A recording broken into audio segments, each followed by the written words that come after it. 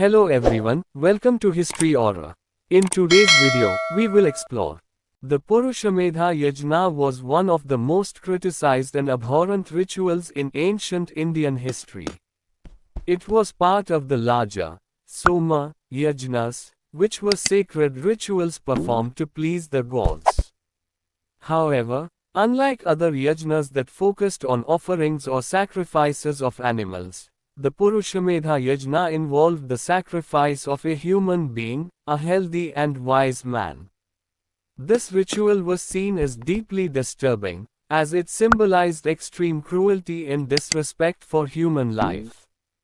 The ritual typically lasted for 5 days, during which 11 or 25 yajnik pillars were built, and the chosen individual was sacrificed. This practice is first mentioned in the Shatapath Brahman, one of the earliest texts that describe ancient Vedic rituals. Over time, such practices were widely condemned, and they were eventually abandoned, as they conflicted with the core values of humanity and compassion.